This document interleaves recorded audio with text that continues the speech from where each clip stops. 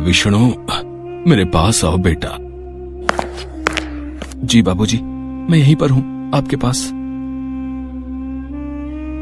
एक दिन तो सबको जाना है, मेरा भी वक्त आ गया है। लक्ष्मी, तुम भी मेरे पास आकर बैठो बेटी। अब सुंदर कहाँ है? भैया रास्ते में है बाबूजी, बस पहुंचते ही होंगे। वो भी आ जाता तो ठीक रहता। तुम सबको एक जरूरी बात बतानी थी, कहीं उसके आने से पहले मेरे प्राण न निकल जाएं। ऐसा न कहिए पिताजी, आपको कुछ नहीं होगा। भैया भाभी बस आते ही होंगे। आएंगे, जरूर आएंगे वो, पर मेरे चले जाने के बाद और आते ही अपना हिस्सा मांगेंगे। अच्छे से जानता हूं उन दोनों को। तुम दोनों बहुत भोले हो और वो दोनों एक नंबर के चालाक। खैर, अब जो मैं बताने जा रहा हूं उसे ध्यान से सुनो। मैंने इस तरह बंसीलाल स्वर्ग से धार गए और उनकी बात अधूरी ही रह गई। विष्णु और लक्ष्मी फूट फूट कर रोने लगे। बंसीलाल के दो बेटे थे। बड़े बेटे का नाम सुंदर और उसकी पत्नी मालती थी, जबकि विष्णु उनका छोटा बेटा था और उसकी पत्नी लक्ष्मी थी। बंसीलाल हमेशा से विष्णु के घर पर ही रहते थे। विष्णु और लक्ष्मी उनकी खूब सेवा करते थे, जबकि सुंदर और मालती को तो हमेशा से बस बंसीलाल की जमीन जायदाद से ही मतलब था। जैसा कि बंसीलाल ने कहा था, उनकी मौत के बाद सुंदर और मालती वहाँ पहुँचे। विष्णु, पिताजी चल बसे क्या? जी भैया, हम अनाथ हो गए भैया। बाबूजी नहीं रहे। कोई बात नहीं, हिम्मत रख भाई। अच्छा ये बता, पिताजी ने जाते हुए कुछ कहा क्या? नहीं तो मतलब, अरे वही अपनी जमीन या खेत के बारे में कुछ? नहीं भैया, इस बारे में तो कुछ नहीं कहा। हाँ तो ठीक है ना, आप दो ही भाई तो हो, आधी आधी बांट लो जमीन। भाभी, अभी अभी पिताजी का देहांत हुआ है, ये सब बातें बाद में भी तो हो सकती हैं। हाँ, तो मैं कौन सा बिल्कुल अभी कागज पत्तर मांग रही हूँ। सुंदर और मालती एक नंबर के लालची थे।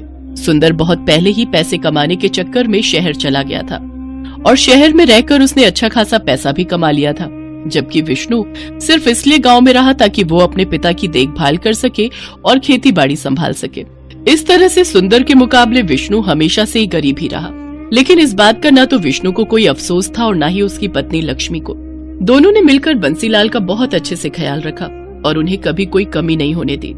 जबकि अमीर होने के बावजूद सुंदर और उसकी पत्नी मालती एक नंबर के कंजूस और लालची थे। उन्होंने जीते जी तो कभी बंसीलाल की सुध नहीं ली, लेकिन अब उनके देहांत के बाद अपना हिस्सा मांगने जरूर पहुंच गए थे। विष्णु, अब तो सारे काम निपट गए हैं और मेरी छुट्टी भी खत्म होने वाली है। तो आओ, अब जरा बंटवारा कर लेते हैं। भैया, बंटवारा करना जरूरी है क्या? और नहीं तो क्या विष्णु भैया, आप तो रहते हो गांव में, अपनी जमीन की देखरेख कर ही लोगे, पर हम शहर से कहाँ आते रहेंगे बार बार? इतना टाइम थोड़े ही होता है हमारे पास। अब बंटवारा हो जाए तो हम अपने हिस्से की जमीन बेचकर निश्चिंत हो जाए और फिर चले जाए वापस। भाभी, तो क्या गांव से कोई नाता नहीं रखोगी? अब यहाँ गांव में है ही क्या लक्ष्मी? पहले पिताजी थे तो फिर भी आना जाना हो जाता था, अब क्या ही करना है यहाँ आकर? मालती और सुंदर ने जिद ठान ली थी कि बंटवारा तो होकर रहेगा। और फिर बंटवारे से ठीक एक दिन पहले, सुनो जी। हाँ बताओ। मेरे पास एक कमाल का आइडिया है। अगर हम कुछ ऐसा करें कि विष्णु अपनी जमीन भी हमें बेच दे तो कैसा रहेगा? पर वो अपने हिस्से की जमीन हमें क्यों बेचेगा? और हम क्या करेंगे इतनी सारी जमीन का भाई? हम क्या करेंगे मतलब? अरे सारी जमीन बेच बाच कर शहर में बढ़िया घर और चमचमाती गाड़ी लेंगे, और क्या। पर ऐसा होगा कैसे भाई? मालती ने सुंदर को अपने दिमाग की सारी खुराफात बता दी। फिर अगले दिन सुंदर सुबह विष्णु से बोला, विष्णु, क्या कर रहे हो? खेत जा रहा हूँ भैया, बीज बोने हैं। अच्छा, तो तुम मेरे साथ तहसील नहीं चलोगे क्या? तहसील? वहाँ क्यों जाना है भैया? अरे वो पिताजी का मृत्यु प्रमाण पत्र लेकर जमीन अपने नाम ट्रांसफर करवानी पड़ेगी ना। ओहो, भैया आप ही देख लो ना ये सब, मुझे वैसे इन सब के बारे में क्या पता। चलो ठीक है, मैं अपने हिसाब से देख लूंगा। भोला भाला विष्णु सुंदर पर बहुत भरोसा करता था। आखिर दोनों सगे भाई थे। उधर मालती और सुंदर तो यही चाहते थे कि विष्णु उनके साथ ना जाए। मालती और विष्णु उस दिन तहसील के बहाने सारा दिन घूमते रहे और फिर शाम को अपने प्लान के मुताबिक वो घर में दाखिल हुए। अरे भैया भाभी, आ गए आप लोग? थक गए होंगे ना, पूरा दिन लग गया आज तो। अरे पूछो मत, पूरा दिन धूप में परेशान हो गए। और हासिल क्या हुआ? ढेला। ढेला ही मिलेगा ना। पिताजी ने हमारे लिए कुछ नहीं छोड़ा। कुछ नहीं छोड़ा? मतलब पिताजी हमारे लिए इतनी सारी जमीन छोड़ तो गए हैं ना? अरे ये जमीन हमारी नहीं है लक्ष्मी। पिताजी ने बैंक से लोन लिया था ना 2 लाख रुपए का, जो उन्होंने चुकाया नहीं, और बैंक ने अब जमीन पर केस लगा दिया है। तब तक उनको पैसा नहीं मिलेगा। जमीन हमारी तो क्या, किसी के भी नाम नहीं हो पाएगी। पर भैया, पिताजी ने तो इस बारे में कभी कुछ नहीं बताया। अरे कैसे बताते? अगर वो बता देते कि जमीन गिरवी रखी है तो हम नाराज नहीं हो जाते। खुद तो चले गए और हमें भिखारी बना गए। कुछ भी हो भाभी, पर ऐसे तो मत बोलिए पिताजी के बारे में। अरे तुम चुप रहो लक्ष्मी। ये देख रही हो, ये बैंक का नोटिस है। इसमें साफ साफ लिखा है कि अगर हमने 1 महीने के अंदर 4 लाख रुपए नहीं चुकाए तो वो खेत की जमीन के साथ साथ हमारे घरों पर भी कब्जा कर लेंगे। हे भगवान, अब हम क्या करेंगे भैया? अब तो बस एक ही तरीका है विष्णु, 2 लाख तुम दो, 2 लाख हम देते हैं और जमीन बचा लेते हैं। भैया लेकिन इतना पैसा तो नहीं है हमारे पास। विष्णु और लक्ष्मी सुंदर और मालती की चाल में फंस चुके थे। वैसे एक तरीका है जिससे काम बन सकता है। हाँ, तो जल्दी बताओ ना। अगर ये दोनों अपने हिस्से की जमीन बेच दें तो काम बन सकता है। पर हम जमीन कैसे बेच सकते हैं? आप ही ने तो बताया कि जमीन पर केस है। हाँ, कोई और तो नहीं ले सकता, लेकिन हम तो ले सकते हैं। अगर तुम दोनों अपने हिस्से की जमीन हमें दे दो तो मैं अपने भैया से 2 लाख रुपए लेकर बैंक के पैसे चुका दूंगी, और फिर जब जमीन पर केस खत्म हो जाएगा तो उसे बेचकर अपने भैया के पैसे चुका दूंगी। भाभी, ऐसे तो हमारे पास जमीन ही नहीं रहेगी। अरे नहीं, ऐसा मत सोचो। वो नदी के पास अपना छोटा खेत है ना, ऐसा करो उसे तुम ले लो, उसी पर खेती करो। तुम मेरे भाई हो, इतना तो मैं कर ही सकता हूँ तुम्हारे लिए। बस एक वही ऐसा खेत है जो गिरवी नहीं है। मालती और सुंदर ने बहुत गहरी चाल चली थी। उधर विष्णु और लक्ष्मी सोच रहे थे कि उनके भैया भाभी ने उनका घर बिकने से बचा लिया है। फिर वैसा ही हुआ जैसा तय हुआ था। लक्ष्मी और विष्णु ने अपने हिस्से की जमीन मालती के नाम कर दी और खुद नदी के पास वाले खेत में खेती करने लगे। फिर कई दिन बीत गए। मालती और सुंदर सारी जमीन मिलने से खुश थे, तो विष्णु और लक्ष्मी भी अपना घर बच जाने की बात से संतुष्ट थे। लेकिन वो कहते हैं ना कि जो जैसा बोता है वैसा ही काटता है। एक दिन सुबह सुबह नदी के पास वाले खेत में, लक्ष्मी, लक्ष्मी, जल्दी इधर आओ। क्या हुआ जी? ये देखो, खेत में जुताई करते हुए मुझे क्या मिला। जुताई में विष्णु को एक लोहे का बक्सा मिला था जिसमें ढेर सारे सोने के सिक्के भरे हुए थे। तो वहीं दूसरी तरफ ठीक उसी वक्त शहर में मालती के घर की घंटी बजी। ये घर सुंदर का है? जी हाँ, आप कौन? हम लक्ष्मी सागर बैंक से आए हैं। आपके पिता बंसीलाल ने 4 लाख रुपए का लोन लिया था हमसे, और उन्होंने उसकी सिर्फ 3-4 किश्तें ही चुकाई हैं। हम गांव में आपकी खेती की सारी जमीन अपने कब्जे में ले चुके हैं और उसकी नीलामी करेंगे।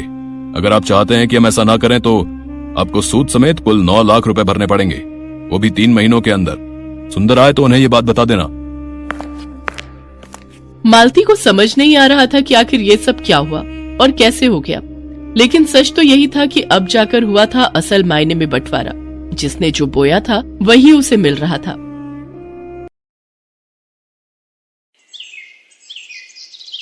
उर्मिला माधोपुर गांव में रहती थी। उसके पास पारो नाम की एक पालतू गाय थी। पारो उर्मिला के साथ पिछले कई सालों से है। पति के देहांत के बाद इसी गाय के सहारे उर्मिला ने अपने परिवार को चलाया। उसकी गाय का दूध पूरे गांव में मशहूर था। गांव के सभी लोग उर्मिला से ही दूध लेते थे। उर्मिला का बेटा शहर में पढ़ता था। वहीं उसे पूनम नाम की एक लड़की से प्यार हो गया और उसने अपनी माँ को बिना बताए पूनम से मंदिर में शादी कर ली। आज वो गांव वापस आने वाला था। उर्मिला बहन, 2 किलो कर देना दूध। 1.5 किलो मुझे भी देना। क्या बात है उर्मिला बहन, आज तो तुम बड़ी खुश दिखाई दे रही हो। बात ही खुशी की है सरोज बहन, आज मेरा बेटा गांव वापस आ रहा है। बस जल्दी जल्दी काम निपटा कर उसी के लिए बढ़िया बढ़िया पकवान बनाऊंगी। पता नहीं शहर में उसे क्या खाने को मिलता होगा और क्या नहीं। अच्छा तो ये बात है, चलो बहुत बढ़िया हुआ। कब से बेटे के बिना अकेले रहते रहते तुम उदास हो गई हो। अब वो आ जाएगा तो तुम्हारे साथ काम में भी मदद कर देगा। हाँ वो तो है। अरे आ रही हूँ पारो, तू क्यों आवाज लगा रही है? मैं जानती हूँ तू भी सूरज का नाम सुनकर बहुत खुश हो रही है। रुक, मैं अभी तुझे चारा डालती हूँ, फिर तो सूरज ही तुझे खिलाएगा। उर्मिला की गाय पारो अपनी आवाज में उससे बातें कर रही थी, मानो वो भी सूरज के आने की खुशी मना रही हो। शाम के समय सूरज आ जाता है, पर अपने बेटे के साथ बहू को देखकर उर्मिला को बहुत बुरा लगता है। माँ तुम नाराज मत हो, सब कुछ बहुत जल्दबाजी में हुआ। पूनम के पिताजी की तबीयत ठीक नहीं थी और वो चाहते थे कि हम ये शादी जल्दी से जल्दी कर लें, इसलिए मैं आपको बता ही नहीं पाया, पर अब मैं आपके साथ ही रहूंगा, आप चिंता मत करो। और माँ पूनम बहुत अच्छे स्वभाव की पढ़ी लिखी लड़की है, आप एक दूसरे को आसानी से समझ जाओगे। ठीक है, देखती हूँ वो मुझे कितना समझती है। गांव के रहन सहन और शहर के रहन सहन में बहुत फर्क है बेटा। उर्मिला की तरह पूनम घर के कामकाज नहीं कर पाती थी, उसे तो घर का कोई भी काम करना नहीं आता था। सूरज, तुमने मुझे कहाँ लाकर पटक दिया है? मुझसे ये घर के काम नहीं होते, हमें शहर वापस चलना चाहिए। उस गाय का गोबर साफ करो, उसे चारा डालो, उसे नहलाओ, घर की लीपा पोती करो। ये सब करके तो बदबू के मारे मेरा बुरा हाल हो रहा है। ऊपर से तुम्हारी माँ को माँ जी का नाटक करते हुए लहसुन प्याज ही काटती रह जाऊंगी। कैसी बातें कर रही हो पूनम, यहाँ पर सारा कामकाज बना हुआ है। मैं तो यहाँ पर बढ़िया सी डेयरी खोलने की सोच रहा हूँ। दूध, घी, पनीर, दही और कुछ खास मिठाइयों की बहुत ही बढ़िया डेयरी खुल जाएगी। हमारी अच्छी खासी कमाई हो जाएगी। शहर में घर का किराया, खर्चा पानी कितना ज्यादा है, वहां पर मुझे काम सेट करने में ही सालों गुजर जाएंगे। और जहां पर मेरा अपना खुद का घर का काम है, हम शहर में क्या करेंगे? तुम्हें पता भी है हमारी गाय का दूध पूरे गांव में मशहूर है। सोचो हम कितना कमा लेंगे, और फिर हमारे यहां रहने से मां को भी सहारा रहेगा। वो बेचारी अकेले काम नहीं संभाल पाती है।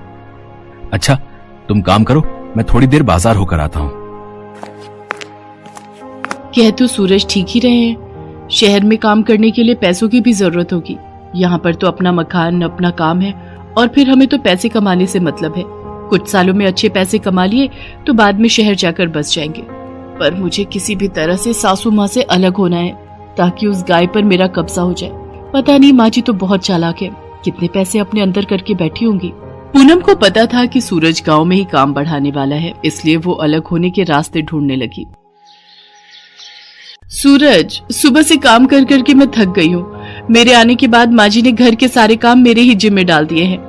गाय को नहलाना, धुलाना, गोबर साफ करना, चारा डालना, सारी देखभाल तो मैं करती हूँ। और दूध बेचने के टाइम पर माँ जी गल्ला लेकर तखत पर खुद बैठ जाती हैं। ऐसे थोड़ी होता है। मैं अब और बर्दाश्त नहीं कर सकती। जब मैं इतना काम कर रही हूँ तो फिर मैं अलग ही रहूंगी। मुझे माँ जी के साथ नहीं रहना। और हाँ, उस गाय पर मेरा हक है, मुझे तो बस बंटवारा चाहिए, गाय का बंटवारा। पूनम इतनी जोर जोर से चिल्लाकर ये बात कह रही थी कि उसकी बात उर्मिला के साथ साथ पड़ोसियों ने भी सुन ली और सब वहाँ आ गए। बहू, बंटवारा, वो भी मेरी पारो का? मेरे जीते जी ऐसा कभी नहीं होगा। और तुम जानती ही क्या हो पारो के बारे में? उसे मैंने बहुत प्यार से पाला है, उसकी देखभाल की है। तुम मेरी पारो को एक दिन भी रख कर तो दिखाओ, वो तुम्हारे साथ एक दिन भी नहीं रहेगी। हाँ हाँ, इस गाय की देखभाल मैं कर लूंगी, आप उसकी चिंता मत करो। पर एक शर्त है, आप बीच में दखलंदाजी नहीं करोगी। मैं जैसी मर्जी गाय की देखभाल करूं, आप उससे दूर रहोगी। सूरज, अगर आज बंटवारा नहीं हुआ तो मैं तुम्हें छोड़कर शहर चली जाऊंगी। माँ, अगर पूनम चाहती है तो आप उसे गाय दे क्यों नहीं देती? उसे एक बार कोशिश करने तो दो। कहीं ऐसा ना हो आप दोनों के झगड़े में मेरी शादीशुदा जिंदगी खराब हो जाए। सूरज बेटा, एक माँ कभी नहीं चाहती कि उसके बच्चों का घर खराब हो। अगर बहू की यही इच्छा है तो आज से मैं अपनी पारो बहू के हवाले करती हूँ। उर्मिला बहन, इतने सालों से हम देख रहे हैं पारो को तुमने बहुत लाड प्यार से पाला है। कहीं ऐसा ना हो बंटवारे के चक्कर में एक निर्दोष जानवर परेशान हो जाए। सब गांव वाले भी क्या समझाते। पूनम तो बंटवारे की जिद पर अड़ गई थी और ऐसा ही हुआ। गाय अब पूरी तरह से पूनम के हवाले थी। सूरज गांव में डेयरी खोलने की व्यवस्था के काम से शहर चला जाता है। पूनम तो आलसी थी, उसने गाय के प्रति लापरवाही दिखाना शुरू कर दिया।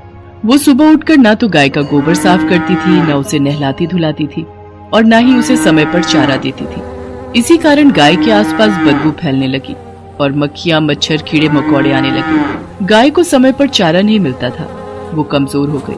पूनम सारा दिन सोती रहती और खाती पीती रहती। गाय ने दूध देना भी बंद कर दिया। एक दिन गाय बेहोश होकर जमीन पर गिर गई। ये देखकर पूनम घबरा गई। सूरज उसी समय शहर से आया और वो भी घबरा गया। उसने उर्मिला को आवाज लगाई। उर्मिला दौड़ती हुई अपनी पारो के पास आई और बिलख बिलख कर रोने लगती है। पारो, पारो उठ, देख देख, मैं तुझे आवाज लगा रही हूँ। पूनम, पारो की देखभाल की जिम्मेदारी तुमने ली थी ना, फिर उसका ये हाल कैसे हो गया? मुझे माफ कर दो सूरज, गलती मेरी ही है। मेरे कारण पारो आज इस हालत में है। मैं सचमुच माँ जी की तरह पारो की देखभाल नहीं कर सकी। माँ जी, मुझे माफ कर दीजिए। उर्मिला दौड़कर चारे के पास जाती है और चारे को उठाकर पारो के आगे रखती है। पारो को उर्मिला के स्पर्श का एहसास होता है। वो थोड़ा सा हिलती है। ये देखकर सब खुश हो जाते हैं। उर्मिला अपने हाथों से पारो को चारा खिलाती है। पारो खुशी खुशी ढेर सारा चारा खा लेती है, मानो वो कब से उर्मिला के हाथों से ही चारा खाना चाह रही थी। पूनम को अपनी गलती का एहसास हो जाता है और वो उर्मिला से माफी मांगती है। कुछ दिनों में पारो फिर से ठीक हो जाती है। अब सूरज ने भी गांव में एक बड़ी डेयरी खोल ली थी। धीरे धीरे सब कुछ ठीक हो जाता है और दोनों सास बहू मिलकर पारो की देखभाल करने लगती है। पारो भी अब बहुत खुश थी।